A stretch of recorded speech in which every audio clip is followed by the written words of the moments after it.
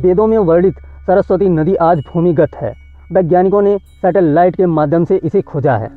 कहते हैं कुरुक्षेत्र में महाभारत का युद्ध इसी नदी के तट पर हुआ था। आज भी प्रयाग में त्रिवेणी संगम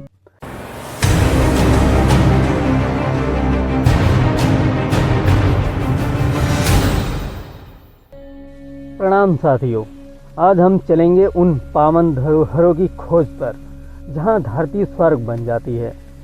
अध्याय 107 से 116 तक हमारे शास्त्रों ने तीर्थों की महिमा, उनके भूगोल और आध्यात्मिक रहस्यों को उकेरा है।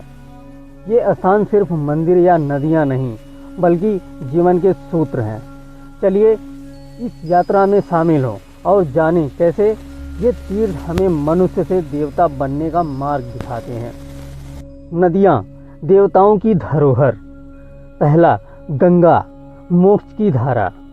गंगा का उद्गम गौमुख से है, जहां बर्फ का एक मुख देवी गंगा का प्रतीक है। यहां से निकलकर गंगा 2525 किलोमीटर का सफर तय करती हैं। देवप्रयाग में अलकनंदा और भागीरथी के मिलन को पंचप्रयाग कहा जाता है। विज्ञान कहता है गंगा का जल सुपर ऑक्साइड डिसम्यूटेस नामक एंजाइम से भरपूर है, जो इसे अमर बनाता है। एक बार ऋषि कपिल के श्राप से सागर राजा के 60,000 पुत्र भस्म हो गए। उनकी मुक्ति के लिए राजा भागीरथ ने गंगा को धरती पर उतारा। आज भी गंगा स्नान करने वाला कपिल मुनि के श्राप से मुक्त हो जाता है। दूसरा, सरस्वती, गुप्त नदी का रहस्य। वेदों में वर्णित सरस्वती नदी आज भूमिगत है। वैज्ञानिकों ने सैटेलाइट के माध्यम से इसे खोजा है। कहते हैं कुरुक्षेत्र में महाभारत का युद्ध इसी नदी के तट पर हुआ था। आज भी प्रयाग में त्रिवेणी संगम, गंगा यमुना सरस्वती का आध्यात्मिक महत्व है। 4 धाम, धर्म अर्थ काम मोक्ष। पहला, बद्रीनाथ, धर्म का प्रतीक। बद्रीनाथ में तप्त कुंड का तापमान 45 डिग्री सेल्सियस रहता है, चाहे बाहर बर्फ ही क्यों ना गिरे। यहाँ भगवान विष्णु बद्री वन वेर के जंगल में तपस्या करते थे। मंदिर के पीछे नीलकंठ पर्वत है, जहाँ शिव जी ने विष पिया था।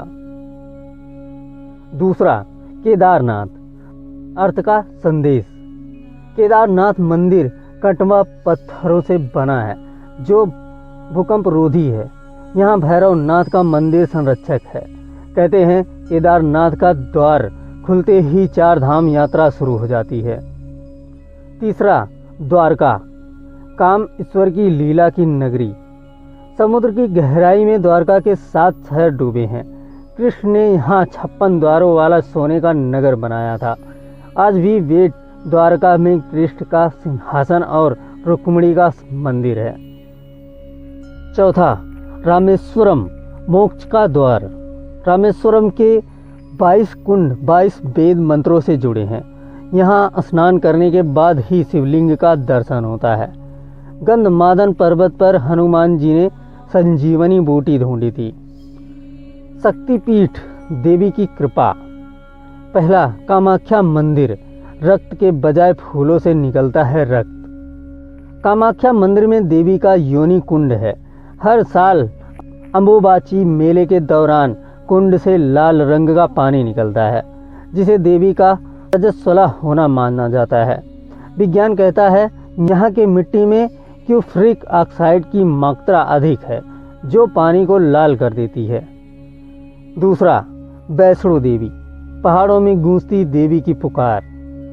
वैष्णो देवी की गुफा में हवन कुंड की राख से श्रद्धालु चावल ले जाते हैं। मान्यता है कि यह चावल घर में समृद्धि लाता है। यहाँ भैरवनाथ का सिर 2.5 किलोमीटर दूर एक गुफा में गिरा था, जहाँ उसका मंदिर है। तीसरा, काली घाट, शक्ति और तांत्रिकों का केंद्र। काली घाट में देवी काली का जीव दिखती हुई मूर्ति है। यहाँ तांत्रिक मुंडमाला धारण करते हैं। कहते हैं यहाँ की काली माँ भद्रकाली का रूप है, जो भक्तों को भय से मुक्त करती हैं। ज्योतिर्लिंग, शिव के प्रकाश। पहला, सोमनाथ, चंद्रमा का उद्धार। सोमनाथ मंदिर 17 बार तोड़ा और बनाया गया। यहाँ का वाण स्तंभ समुद्र के विपरीत दिशा में है, जो भारत और अंटार्कटिका के बीच कोई भूमि न होने का संकेत देता है। चंद्रमा ने यहाँ शिव की तपस्या कर अपना कलंक धोया था। दूसरा, महाकालेश्वर भूमिगत ज्योतिर्लिंग। उज्जैन के महाकालेश्वर में भस्म आरती सुबह 4 बजे होती है। यहाँ शिवलिंग दक्षिण मुखी है, जो मृत्युंजय का प्रतीक है। श्रावण मास में गोरिया हाट में आदिवासी युवक युवतियाँ मिलते हैं, जैसे शिव पार्वती की प्रेम कथा। तीसरा, ओंकारेश्वर नर्मदा की गोद में शिव। ओंकारेश्वर का दीप ओम के आकार का है। यहाँ नर्मदा नदी का जल शुक्राणु रोधी माना जाता है। किंवदंती है कि माँ नर्मदा ने शिव से कहा, जहाँ मैं हूँ वहाँ तुम हो। इसलिए नर्मदा के किनारे हर पत्थर शिवलिंग है। गुप्त तीर्थ और अद्भुत रहस्य। पहला, हिंगलाज माता, पाकिस्तान का हिंदू तीर्थ। पाकिस्तान के बलूचिस्तान में हिंगलाज माता का मंदिर है।